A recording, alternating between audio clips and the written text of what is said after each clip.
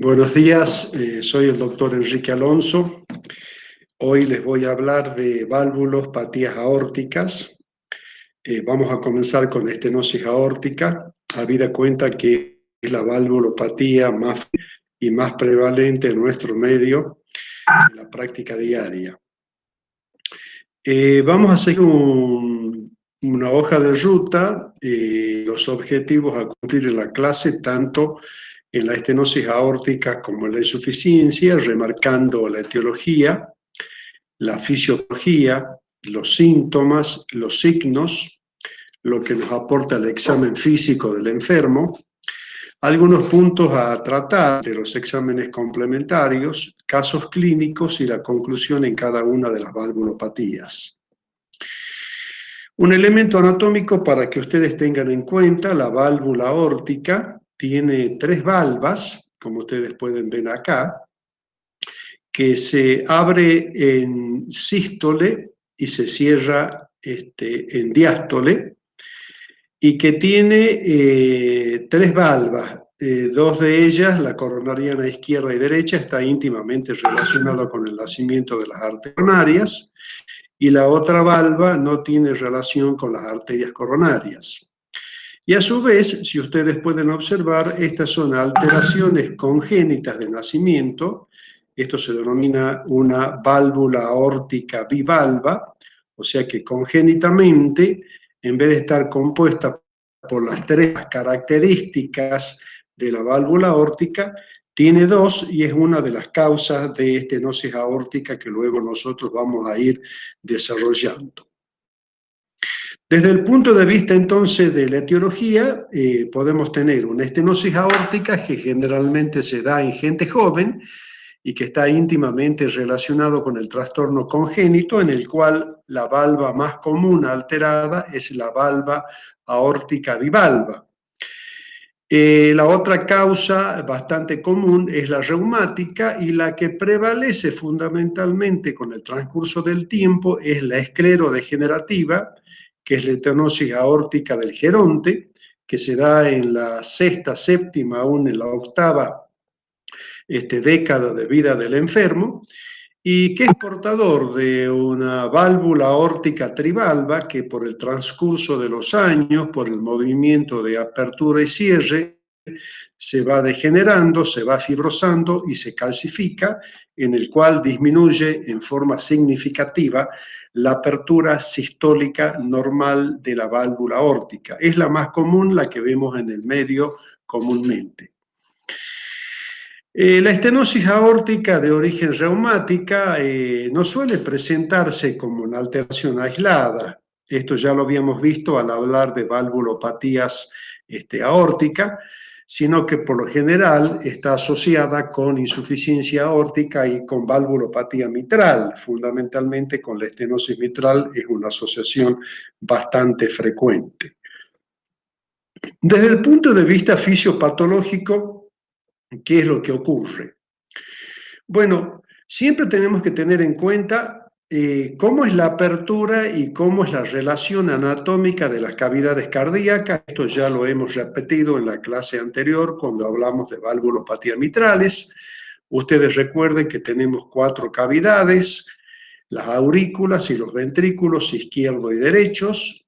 La aurícula derecha se pone en contacto con el ventrículo derecho a través de la válvula tricúspide, y la aurícula izquierda está en contacto con el ventrículo izquierdo a través de la válvula mitral.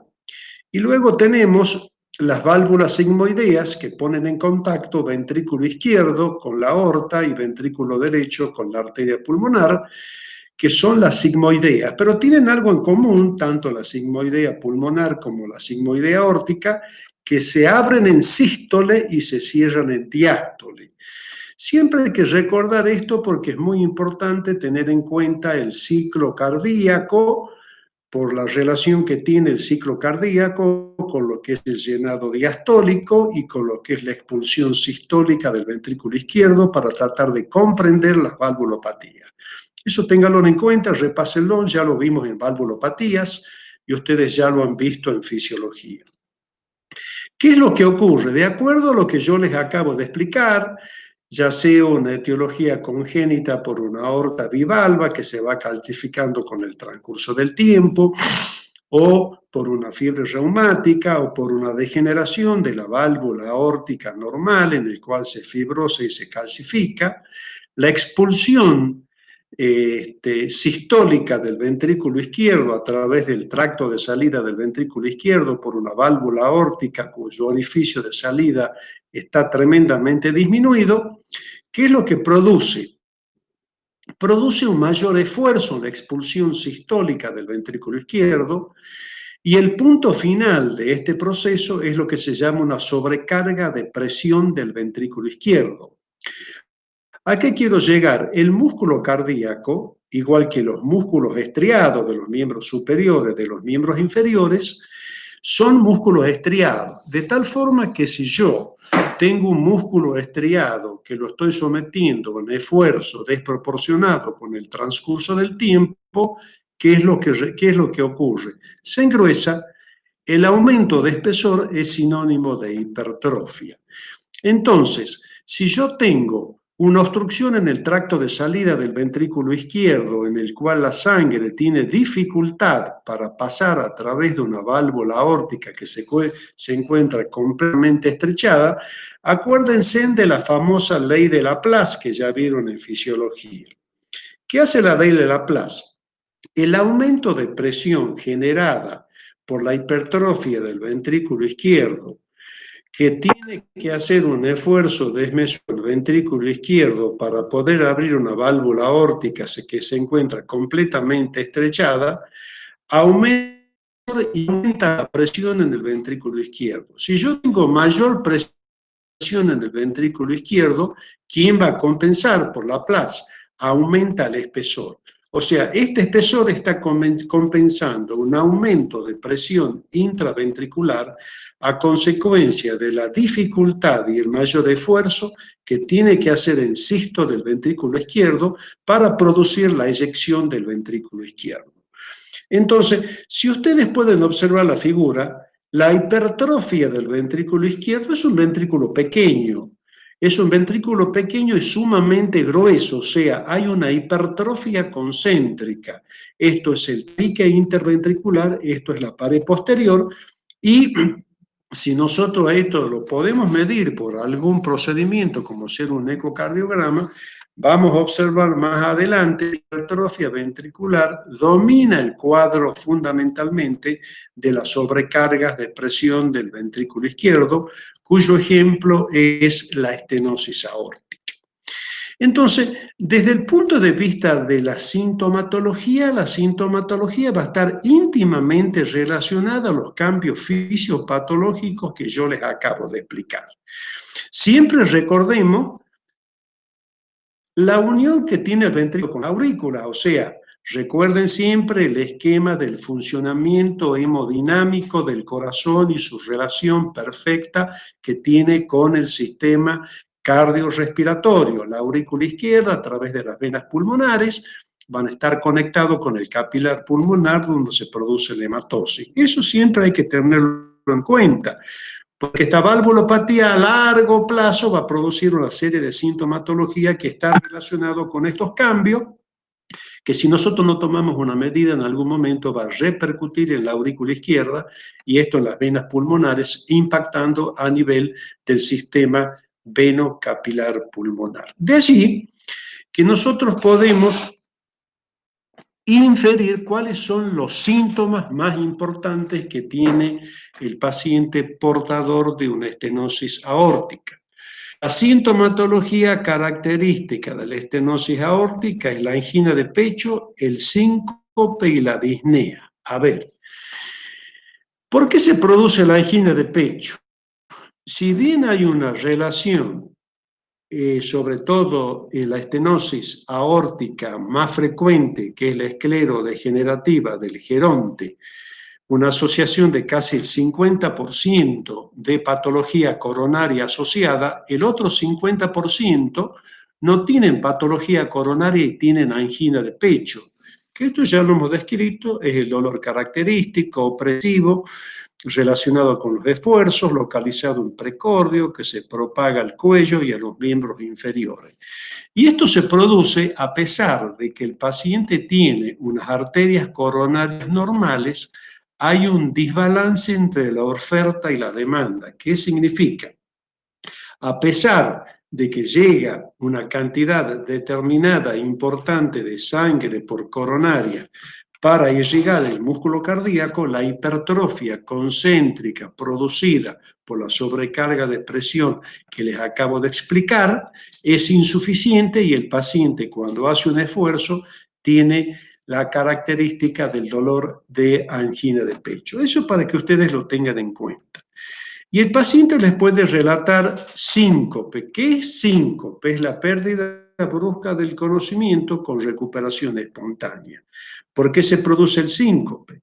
El paciente muchas veces desconoce su patología, hace un esfuerzo inadecuado, hay un hipoflujo cerebral y ese hipoflujo cerebral produce una caída brusca del enfermo y se recupera espontáneamente. Y el tercer síntoma, a medida que va avanzando la enfermedad, se presenta la disnea. ¿Por qué se va a presentar la disnea? Primero, lo que les acabo de explicar en la fisiopatología. La relación ventrículo izquierdo, hipertrófico, con aumento de presión intraventricular, tratando de compensar el espesor de las paredes, disminuir esa presión. Pero muchas veces esa hipertrofia concéntrica llega a un momento que es insuficiente. Y si la presión del ventrículo izquierdo por muchos años va aumentando con el transcurso del tiempo porque la apertura sistólica de válvula aórtica cada vez se hace con mayor dificultad, porque la calcificación ha aumentado en forma desproporcional, ¿en quién va a repercutir? En la aurícula izquierda. Va a aumentar la presión la aurícula izquierda puede aumentar de tamaño y va a repercutir a nivel de las venas pulmonares. Las venas pulmonares van a incidir en el sistema venocapilar, se altera la hematosis y el paciente tiene la disnea característica crónica que ya hemos hablado, de disneas relacionadas a los esfuerzos. Grado 1, grado 2, grado 3, grado 4, disnea a los máximos esfuerzos, a los medianos esfuerzos, a los mínimos esfuerzos y aún en reposo. Evidentemente que la disnea grado 1 tendrá un pronóstico, la disnea grado 2 tiene un pronóstico mucho peor que la disnea a los máximos esfuerzos. Eso es cuando se presenta la estenosis aórtica característica por el aumento de presión de fin de diástole en un ventrículo rígido, hipertrófico pequeño. Una de las características que tiene la estenosis aórtica que no ha sido resuelta quirúrgicamente en el momento oportuno es que esa hipertrofia ventricular deja de compensar al ventrículo izquierdo y el ventrículo izquierdo pasa de hipertrófico y se dilata. Esa dilatación del ventrículo izquierdo ya lo hemos explicado en disnea de origen cardiovascular, se dilata el miocardio, se dilata la fibra del miocardio, aumenta la presión de fin de diástole, impacta en la aurícula e impacta en el pequeño circuito pulmonar, haciendo el circuito que venimos explicando, cuál es la fisiopatología de la disnea de origen cardiovascular. Bueno, el paciente que tiene una estenosis aórtica puede tener otros síntomas que no son tan comunes, pero bueno, puede haber un síndrome de Heyde, que es un sangrado gastrointestinal. El paciente se puede sentir asténico porque disminuye el volumen minuto cardíaco. Si yo tengo la expulsión del ventrículo izquierdo al producirse la eyección en un tracto de salida del ventrículo izquierdo que está disminuido por una válvula aórtica, la válvula aórtica tiene un área, tiene un orificio. A medida que progresa, disminuye. Entonces, la expulsión del ventrículo izquierdo va a estar disminuido, cae el volumen minuto y el paciente se puede presentar asténico. Puede tener una muerte súbita en esfuerzo porque les acabamos de explicar, muchas veces estos enfermos, por la hipertrofia del ventrículo izquierdo, pueden hacer una muerte súbita porque se desencadenan arritmias fatales que se llaman la fibrilación ventricular a partir de una atrofia del ventrículo izquierdo exacerbada. Y la falla de las cavidades derechas es el punto final de toda valvulopatía que no se ha resuelto quirúrgicamente en el momento oportuno y terminan por una hipertensión pulmonar secundaria, dilatando las cavidades derechas y el paciente termina en insuficiencia cardíaca. Entonces, resumiendo, cuando nosotros les preguntemos cuáles son los síntomas característicos de la estenosis aórtica severa, entonces tienen angina de pecho, síncope y tienen disnea. La presentación de la sintomatología de la estenosis aórtica es un elemento importante porque por muchos años esta valvulopatía es asintomática. Ustedes cuando tengan los pacientes, cuando toque observar o evaluar la clínica, cuando lo hacen profesionales y hacer el seguimiento es consultorio a través de marcadores clínicos, de algunos exámenes complementarios y fundamentalmente el paciente que es asintomático se vuelve sintomático. Cuando se vuelve sintomático es muy importante porque es un marcador pronóstico de mortalidad en los próximos años.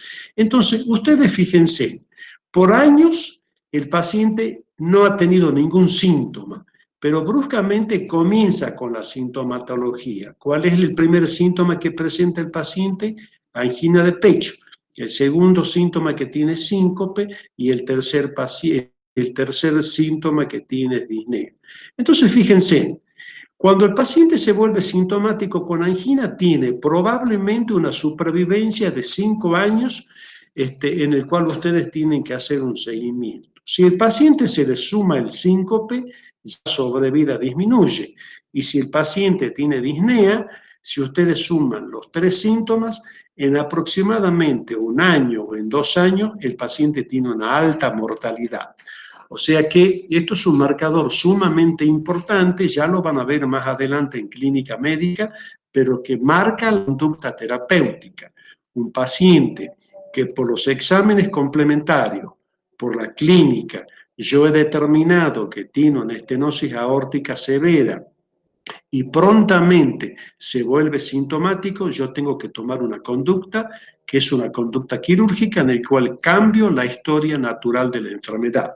Si ustedes con este enfermo no toman una conducta, paciente con estenosis aórtica severa, sintomático, tienen una alta probabilidad de muerte súbita, entonces la única forma de cortar la historia natural de la enfermedad es cambiar para otra materia, para clínica médica, donde explicar los procedimientos de recambios valvulares y los nuevos procedimientos que hoy se tienen desde el punto de vista endovascular para tratar de cortar la evolución natural de esta enfermedad.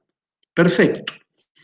Bueno, desde el punto de vista del examen físico, ya habíamos hablado claramente cuando hablamos la clase pasada de valvulopatía mitral. Tenemos que tener un orden. Y el orden es desde el punto de vista del examen físico del aparato cardiovascular, la evaluación del pulso, presión arterial, inspección y palpación del cuello, inspección y palpación de la región precordial, y por último, la auscultación del corazón. Entonces, cuando yo tomo el pulso, es un pulso característico que se llama el pulso parvus et tardus. ¿Qué significa? Es pequeño y es lento. ¿Por qué es pequeño? Es pequeño porque el volumen minuto que tiene que pasar a través de un tracto de salida de válvula aórtica, o sea, una válvula aórtica que ha disminuido su área, el volumen minuto, entonces la amplitud del pulso está disminuida. ¿Y por qué es lento? El ascenso es lento y su descenso es lento. ¿Por qué? Porque ha disminuido la celeridad, ha disminuido la velocidad. Se hace pequeño y la expulsión del ventrículo izquierdo tarda en el tiempo, simplemente porque el área de la válvula aórtica calcificada ha disminuido significativamente. Entonces, es un pulso pequeño y lento, parvus et tardo.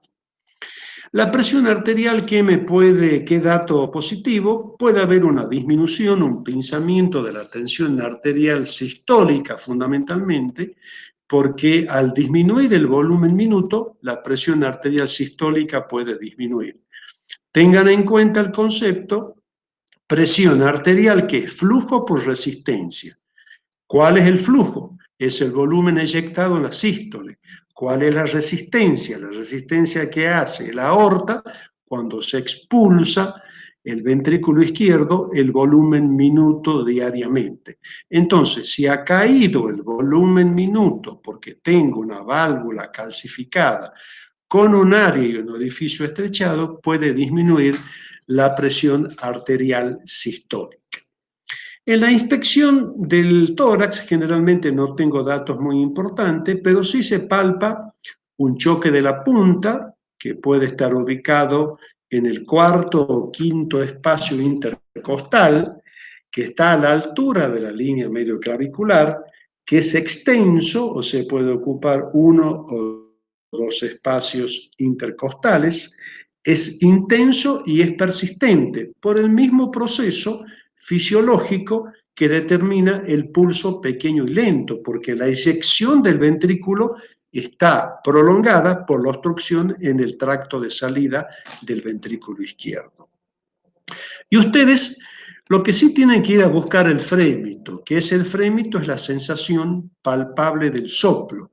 ¿Dónde lo van a buscar? En el hueco supraesternal, es un lugar bastante adecuado porque la aorta, cuya raíz de aorta está ubicada en este sector, sube y el callado de la aorta, para luego continuarse con la aorta descendente, pasa por el hueco supraesternal. Es un lugar habitual bastante importante para ir a buscarlo al frémito, y también en el foco aórtico es otro lugar donde ustedes lo pueden identificar al frémito.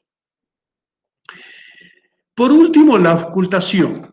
Cuando hablamos de auscultación, ustedes tienen que auscultar los ruidos normales, los ruidos patológicos y cómo están los silencios. Entonces, el primer ruido, ¿por qué se formaba? Por el cierre de las válvulas auriculoventriculares. En este caso, están normales. Puede haber un clic eyectivo. ¿Qué significa? En el momento que se cerró la válvula mitral y se produce el primer ruido, es el comienzo de la contracción isovolumétrica. Acuérdense, termina la diástole, en el cual se llena el ventrículo, aumentan las presiones y se produce la eyección del ventrículo izquierdo. Para que no regrese sangre del ventrículo a la aurícula, se cierra herméticamente la válvula mitral y primer ruido. Se cerró la válvula mitral y se abre la válvula aórtica. En las estenosis aórtica leves, ya vamos a ver, hay un clic eyectivo, que es de apertura. Habla que la válvula todavía tiene cierta flexibilidad y ustedes lo pueden ocultar inmediatamente después del primer ruido. El soplo es un soplo sistólico, eyectivo, ya lo vamos a describir en su totalidad, y a veces puedo tener lo que se llama un fenómeno de Gala-Verdín. ¿Qué es eso? En ciertos pacientes que tienen un tórax enfisematoso, se ausculta con mayor claridad el soplo a nivel del foco mitral. Normalmente el soplo de eyectivo aórtico lo van a auscultar en el foco aórtico y a veces en el hueco supraesternal.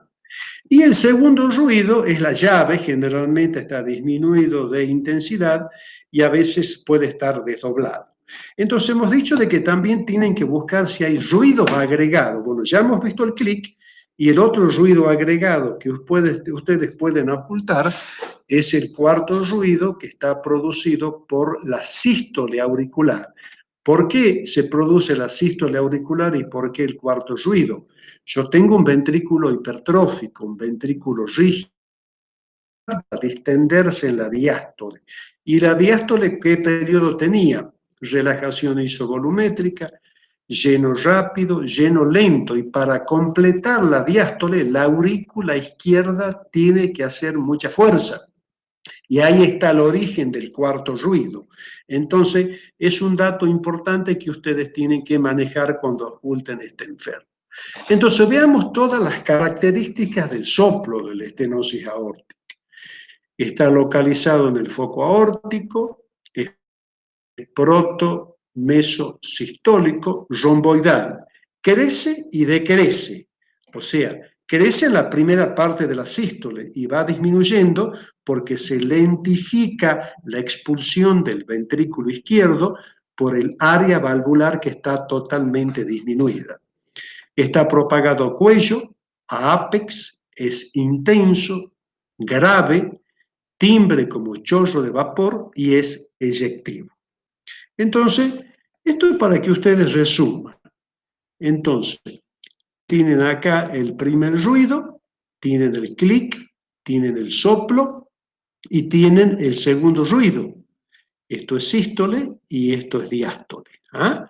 Entonces, el elemento que faltaría sería el cuarto ruido. Ya les había explicado yo anteriormente que los espacios los podemos dividir al comienzo, a la mitad, al final o que ocupe todo. Esto es proto, es meso, es tele. El cuarto ruido siempre es tele diastólico producido por la sístole auricular. Esto es sístole lleno rápido, lleno lento, sístole auricular. Eso es importante para que ustedes tengan en cuenta el ciclo cardíaco. Bueno, esto es un resumen donde ustedes pueden graficar lo que les acabo de explicar anteriormente de todas las características del soplo. Y esto es para resumir. Entonces, es importante siempre recordar lo normal.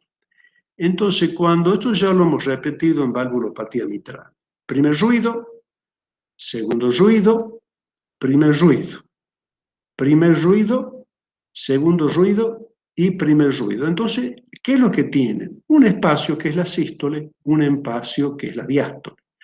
En el momento que se cierra la válvula mitral, es cuando se cierra la válvula mitral en la contracción isovolumétrica para impedir que regrese sangre del ventrículo izquierdo hacia la aurícula.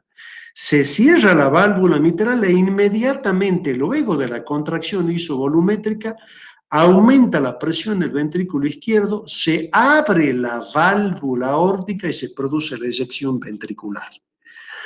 Cuando eyecto la sangre a través de la válvula aórtica hacia la aorta propiamente dicha, ¿qué ocurre? Llega un momento que la presión de la aorta supera la presión del ventrículo izquierdo. Entonces, para impedir que regrese, que se introduzca sangre anormalmente de la aorta al ventrículo izquierdo, se cierran las válvulas sigmoideas y se produce el segundo ruido. Mientras se cierra la válvula aórtica, hay un lleno a nivel de las aurículas. Se abre las válvulas aurículo-ventriculares en diástole, lleno rápido, lleno lento, sístole auricular. Esto es lo que ocurre normalmente. Ya les expliqué en la clase anterior, yo a esto lo traduzco, lo sintetizo en la historia clínica. Primer ruido, segundo ruido normales conservados, silencios libres. ¿Qué ocurre en la estenosis aórtica? La estenosis aórtica es un fenómeno sistólico, porque la sístole se produce por la apertura, la eyección del ventrículo, de la válvula aórtica. Entonces, a ver, ¿cómo está el primer ruido?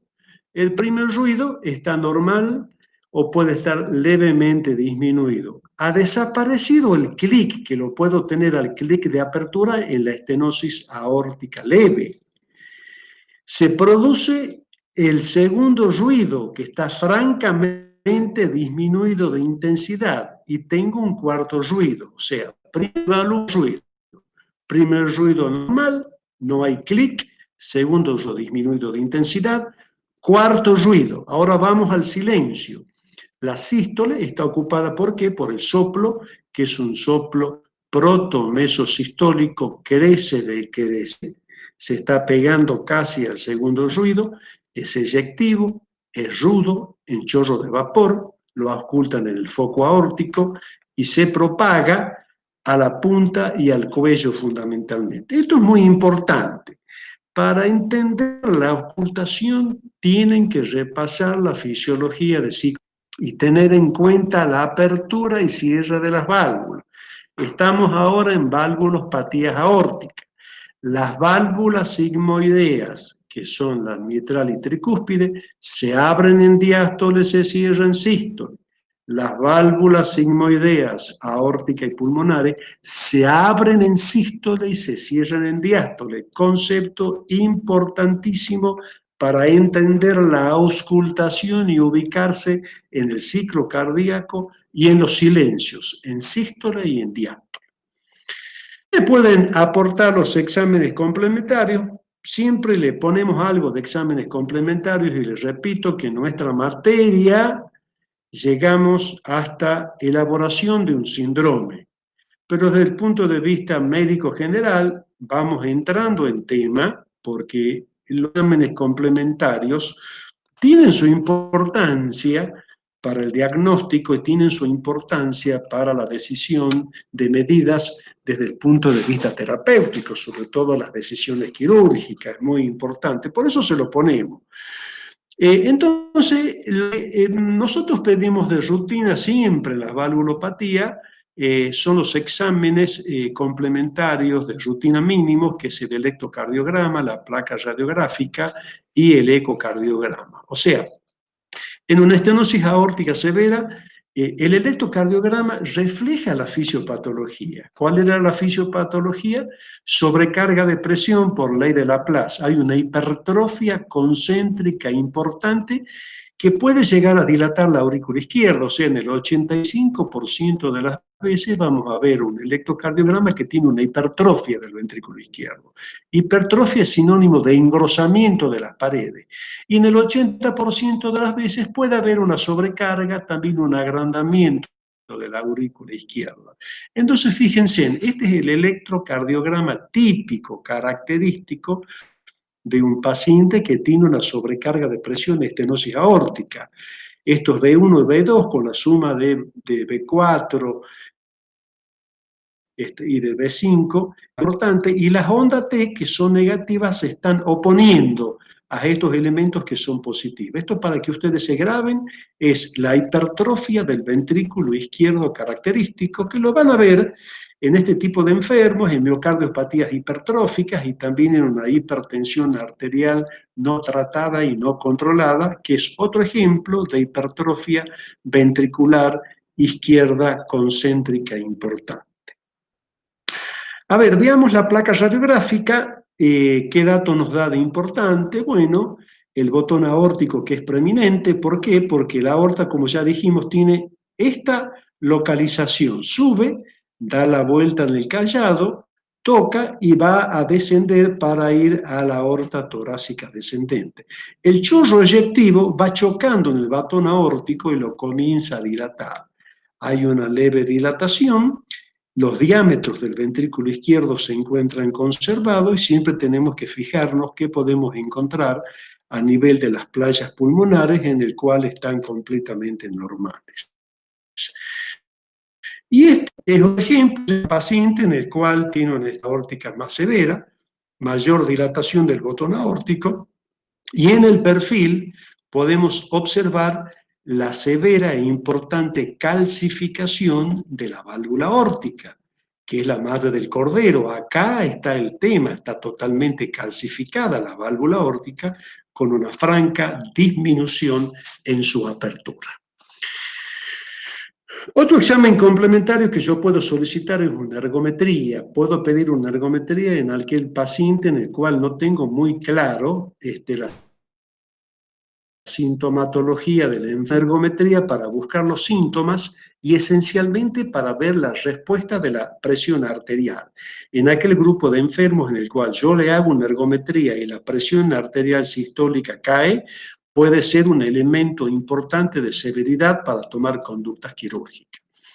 Y el examen complementario top, digamos, que nos permite ver todas las alteraciones anatómicas del corazón, poder medir, es el ecocardiograma. A ver, el ecocardiograma me va a poder medir el espesor, el movimiento de las paredes, si hay un aleteo sistólico de la válvula cuando nosotros tenemos una insuficiencia aórtica acompañante, observar el orificio sistólico, ¿no es cierto?, el orificio, la válvula aórtica, ver la fibrosis, la calcificación de la válvula, evaluar las características anatómicas de la válvula, si es triválvula, si es bicúspide, la cúpula sistólica y el estado funcional del ventrículo izquierdo. Y acá está resumido, a ver, son varias esquemas fotográficos en el cual yo acá puedo estar evaluando una etiología. Esta es una válvula aórtica bicúspide. Habíamos dicho que la bicúspide era la causa de las estenosis aórticas congénitas en la gente joven. Y esto es una válvula trivalva que está fibrosada, que se va a ir calcificando con el transcurso del tiempo, y es lo que observamos con mayor frecuencia en las estenosis aórticas esclerodegenerativas del geronte. Entonces acá fíjense, esto es el ventrículo izquierdo, observen, esto es el tabique interventricular, esto es la pared posterior. Tienen un pequeño ventrículo izquierdo y un espesor sumamente aumentado del tabique y sumamente aumentado de la pared posterior, porque acá está la válvula aórtica completamente calcificada.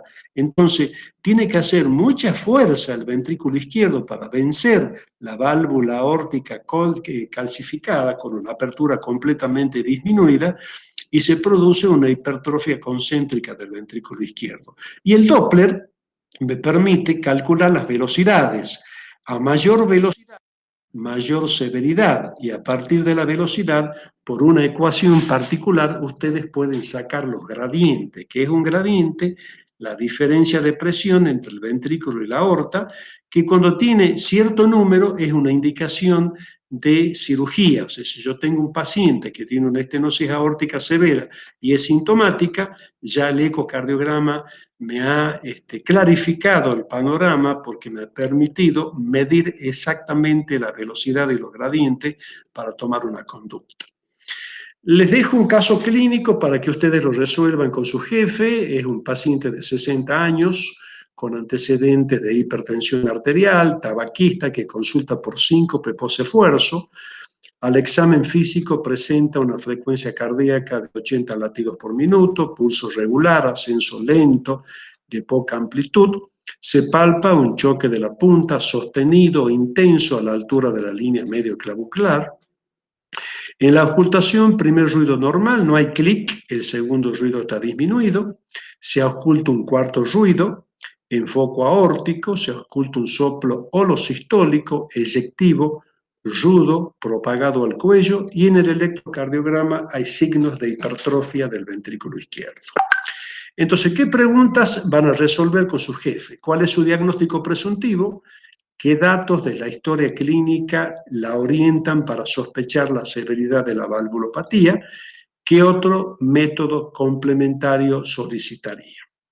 Como conclusión, la estenosis aórtica es un fenómeno sistólico. La válvula aórtica se abre en sístole y la eyección del ventrículo está alterada porque el área valvular ha disminuido, lo que trae como consiguiente una hipertrofia del ventrículo izquierdo con una sobrecarga de presión.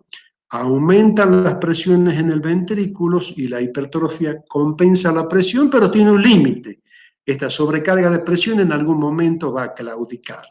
Es sintomática y es importante que recuerden los síntomas, porque los síntomas tienen relación con la sobrevida del enfermo. Angina de pecho, síncope de disnea, la presencia de los tres síntomas en un paciente con una estenosis aórtica severa marcan una mortalidad del 50% en los próximos 2 años y ustedes tienen que tomar una conducta quirúrgica. Y el soplo que van a ocultar es un soplo sistólico. Bueno, vamos a pasar a la otra valvulopatía que está relacionado con lo que es la insuficiencia aórtica. Entonces, habíamos dicho que la válvula aórtica se abría en sístole y se cierra en diástole.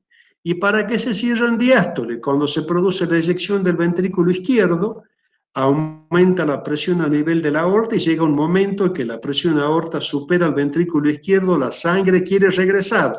Se cierra herméticamente la válvula aórtica, se produce el segundo ruido y no tiene por qué volver sangre de aorta al ventrículo izquierdo.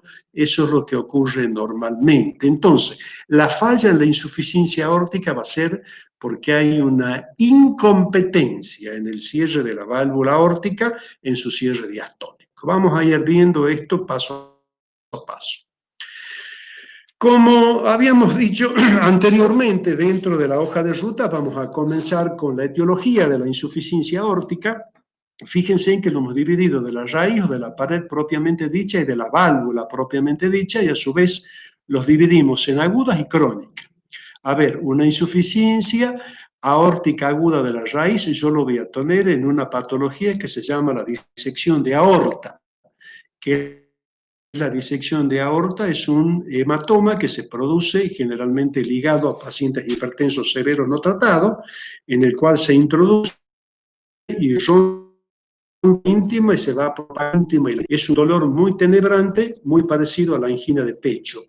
Y en el caso de la insuficiencia aórtica valvular aguda, lo van a tener el endocarditis bacteriana, que es un proceso infeccioso en el cual produce la ruptura de la válvula, y algunos traumatismos de tórax puede romper la válvula por el traumatismo.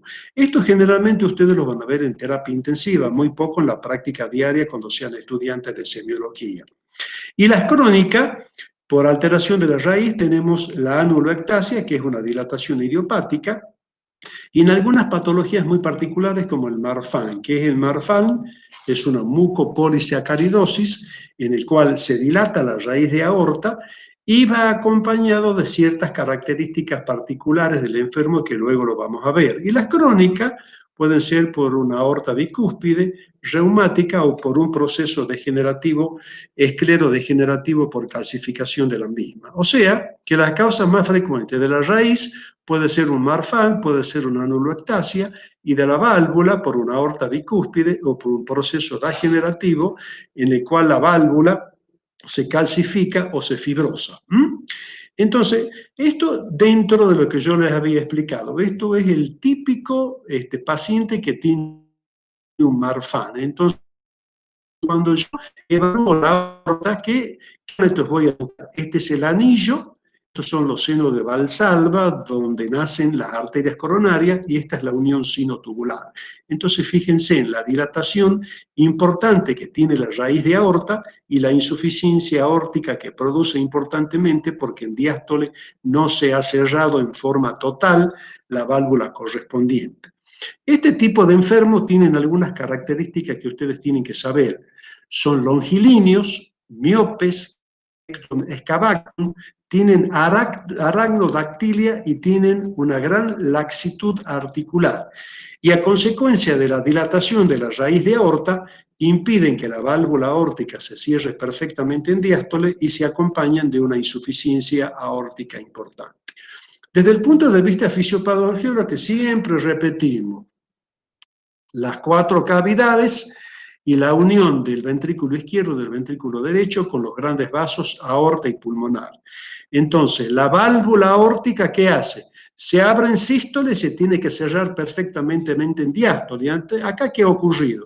Se produce la apertura y cuando se tiene que cerrar la válvula aórtica hay una incompetencia valvular, por lo tanto hay un reflujo de la aorta hacia el ventrículo izquierdo.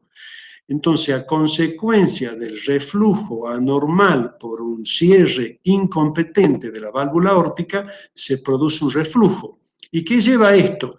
Este reflujo se va a sumar al flujo normal del ciclo cardíaco. Entonces, el ventrículo izquierdo comienza a manejar un volumen en minuto mayor de lo que maneja normalmente. ¿Y cómo se tiene que acomodar a esa sobrecarga de volumen? Se comienza a dilatar en forma lenta y progresiva. Entonces, la estenosis aórtica era una sobrecarga de presión, la insuficiencia aórtica es una sobrecarga de volumen, con gran dilatación del ventrículo izquierdo. ¿Y cómo compensa el organismo? Con una tremenda vasodilatación periférica, con lo cual el mayor volumen que tiene que atravesar cuando se abra la válvula aórtica en la eyección Al haber una gran vasodilatación de la aorta, puede eyectar con toda tranquilidad. Entonces, le queda claro, acá la insuficiencia aórtica se produce por un cierre anormal diastólico de la válvula aórtica y un reflujo de sangre de la aorta al ventrículo izquierdo, manejando mayor volumen y terminando en una sobrecarga de volumen, dilatando las cavidades izquierdas. Esto es lo típico, esto es lo normal, la válvula aórtica se ha cerrado perfectamente bien, la válvula aórtica se ha cerrado parcialmente y se produce la insuficiencia aórtica. Este es el mecanismo fisiopatológico que ustedes tienen que grabarse. La válvula aórtica se abre en sístole y se cierra herméticamente en diástole. Acá hay un cierre parcial del mismo y se produce la insuficiencia aórtica y a la larga dilata el ventrículo izquierdo. La dilatación del ventrículo izquierdo y la vasodilatación periférica son fundamentalmente los datos importantes que ustedes tienen que tener en cuanto a las manifestaciones periféricas y centrales de la insuficiencia aórtica. ¿Por qué no le pongo los síntomas? Lo iba a poner al último. La insuficiencia aórtica es asintomática durante muchos años por la gran compensación fisiopatológica. Hay una gran vasodilatación que soporta el volumen minuto y el paciente es asintomático. Cuando la dilatación por el mecanismo de Frank Starling claudica, el paciente se presenta asintomático fundamentalmente con disnea. Pero al presentarse el paciente con disnea luego de muchos años, es la curva en la cual el paciente le quedan muy pocos años de vida. No podemos llegar hay que tomar una decisión desde el punto de vista quirúrgico, seguido por una serie de procedimientos que no vienen al caso, antes de que el paciente sea sintomático. Eso ya lo vamos a ir explicando. Entonces, la insuficiencia aórtica tiene muchos signos. Lo vamos a dividir en signos periféricos. ¿Cuáles son los signos periféricos? Evalúo el pulso. Es un pulso amplio y es un pulso célere. ¿Qué quiere decir? Como hay una gran vasodilatación periférica, la onda del pulso es amplia y aumenta rápidamente. Se le llama el pulso de Corrigan. Yo la amplitud del pulso la puedo magnificar con la maniobra de Corrigan. Tomo a mano llena la muñeca, elevo el antebrazo y aumenta francamente la amplitud. Presión diferencial. ¿Qué significa esto? La presión diferencial. Yo le tomo al paciente 130 de sistólica y le tomo 5 de diastólica, cuando normalmente la presión diferencial de 120/80 es 40, acá la presión diferencial entre la sistólica y la diastólica ha aumentado francamente. Cuando ustedes evalúen al paciente, le voy a tener que tomar la presión en los brazos y en los miembros inferiores. Si yo tengo una presión sistólica de 12 en los miembros superiores y tengo una presión sistólica de 18 en los miembros inferiores, es un signo que me marca la gravedad de esta valvulopatía que se llama el signo de Hill. Entonces, presión sistólica en brazo y presión sistólica en miembros inferiores, cuando este es superior a los brazos, es un marcador seriamente de gravedad. El signo salutatorio de Muset es el signo, el paciente mueve permanentemente su cuello. La inspección del cuello, el baile arterial. Evalúo la úvula a través de un bajo lengua y la úvula puede tener un pequeño movimiento. En el extremo capilar de las uñas pueden observar el latido capilar y puedo ocultar a nivel de la femoral el doble soplo crural o femoral de Durossier, que es otro elemento de los signos periféricos de la insuficiencia aórtica. Y si hablamos de los signos centrales, está referido a la inspección, a la palpación y a la ocultación. Entonces, si yo tengo una sobrecarga de volumen con un ventrículo izquierdo dilatado, ya habíamos hablado de que el latido diagonal directo es sinónimo de dilatación del ventrículo izquierdo. Yo esto lo estoy observando. Y si yo tengo una diagonal, voy a palpar un choque de la punta que tiene algunas características. Este choque de la punta se llama choque de la punta en bola de billar o en cúpula de barra. Está ubicado en el quinto o sexto espacio intercostal, ocupando uno o dos espacios por fuera de la línea medio clavicular. Tiene una característica que es hiperdinamico, o sea, yo palpo el choque de la punta y prácticamente el choque de la punta me está levantando mi mano. Eso es por la gran vasodilatación periférica, es un corazón que es totalmente hiperddinámico. Y en la ocultación van a tener un soplo, que es un soplo característico, que es un soplo diastólico, que ahora lo vamos a describir. Está localizado en el foco aórtico, propagado hacia el ápex, sigue la línea paraesternal, es holodiastólico, decreciente, es suave, con timbre aspirativo. No es fácil ocultarlo. Yo les recomiendo el paciente sentado al borde de la cama, con los brazos apoyados en la cama, que respire hondo y saque todo el aire. Es más fácil ocultarlo en exhalación, porque es muy suave y es aspirativo. Y esto es lo que ya veníamos hablando en todas las valvulopatías. Entonces, yo estoy en presencia de una insuficiencia aórtica grave. ¿Qué es lo primero que hago? Oculto los ruidos. Primer ruido, segundo ruido, y si hay un ruido agregado. Entonces, ¿qué voy a tener? El primer ruido está normal, ¿no es cierto? La sístole está perfecto. El segundo ruido puede estar levemente disminuido de intensidad porque comienza el soplo, que es holodiastólico, observen, es holodiastólico, es decreciente, es aspirativo, es suave. Y en la diástole yo puedo ocultar que me está faltando acá un tercer ruido.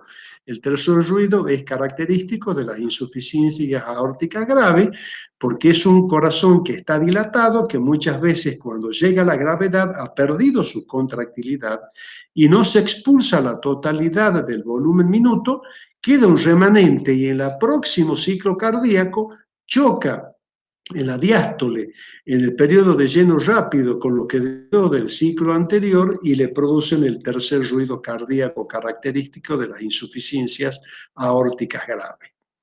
¿Qué me pueden aportar los exámenes complementarios? El electrocardiograma, bueno, es muy característico, hay una hipertrofia del ventrículo izquierdo, hay una inversión del eje eléctrico hacia la izquierda y depresión del segmento ST.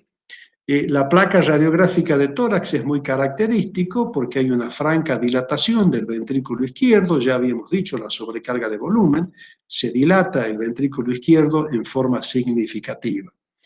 Y el ecocardiograma es muy importante porque aparte de yo poder medir los diámetros del observo yo voy a medir la raíz de aorta, ver la válvula, qué característica tiene, si es bivalva, si es trivalva, si está fibrosada, si está calcificada, si el paciente tiene una dilatación importante de la raíz de aorta.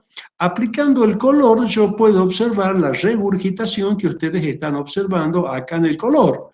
O sea, está volviendo un flujo anormal desde la aorta propiamente dicha hacia el ventrículo izquierdo por la incompetencia del cierre diastólico de la válvula aórtica. Entonces, el ecocardiograma a mí me permite certificar el diagnóstico, medir las cavidades, evaluar la función del ventrículo izquierdo y determinar la severidad de la insuficiencia aórtica para tomar medidas quirúrgicas en el futuro.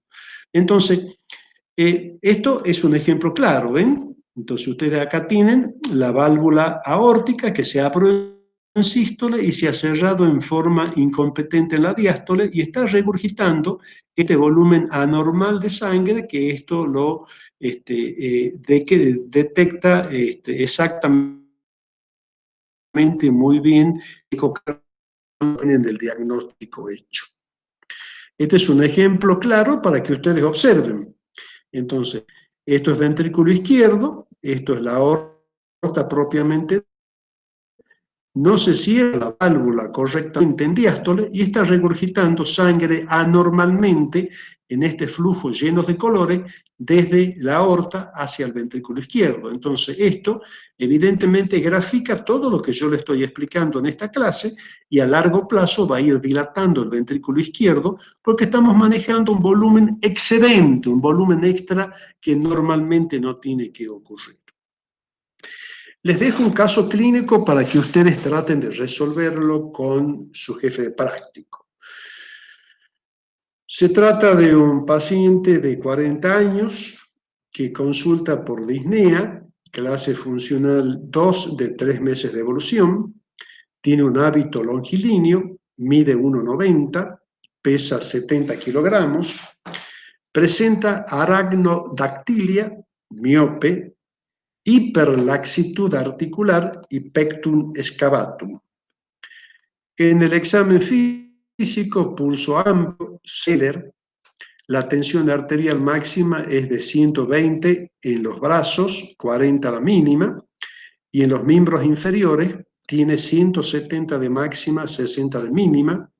En el cuello baile arterial se palpa un choque de la punta desplazado, primer y segundo ruido disminuido de intensidad, se oculta un tercer ruido, hay un soplo diastólico y en la placa radiográfica de tórax un franco ensanchamiento del mediastino. Bueno, preguntas a resolver con su jefe. ¿Qué le sugiere el hábito constitucional? ¿Cuál es su diagnóstico presuntivo? ¿Cuál sería la gravedad de la valvulopatía de acuerdo a la historia clínica? Y bueno, para concluir, la insuficiencia aórtica es un fenómeno diastólico, por lo que ya les acabamos de explicar, y eso tienen que tener bien en cuenta que estamos terminando las clases de valvulopatía. En el caso particular de las valvulopatías aórticas, la válvula aórtica se abre en sístole y se cierra en diástole. Y en este caso particular de insuficiencia aórtica, el cierre diastólico es insuficiente, es imparcial, es anormal. Por lo tanto, el reflujo anormal de sangre de la aorta al ventrículo izquierdo produce una sobrecarga de volumen, una dilatación del ventrículo izquierdo para adaptarse a largo plazo a este volumen exagerado. Es una valvulopatía que, aparte de la sobrecarga y la dilatación del ventrículo izquierdo, compensa el organismo con una gran vasodilatación periférica. Es asintomática por muchos años e inclusive muchos pacientes con insuficiencia aórtica crónica hacen actividad física sin ningún tipo de inconveniente porque el organismo está perfectamente bien adaptado. Cuando aparece el síntoma de disnea, hemos llegado tarde. A esos señores no tenemos que llegar, eso ya en clínica médica les van a explicar cuál es la conducta y el seguimiento de este grupo de pacientes. Es muy rica en semiotecnia, signos periféricos y centrales. Cuando hablo de centrales, inspección, palpación y auscultación. Cuando hablo de periférico, es pulso, presión, cuello, femoral, el doble soplo.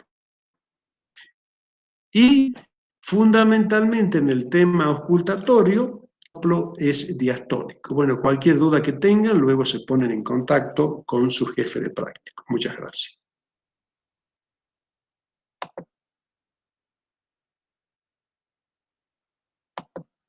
Sí. Importante porque ahí vamos a hacer, obviamente.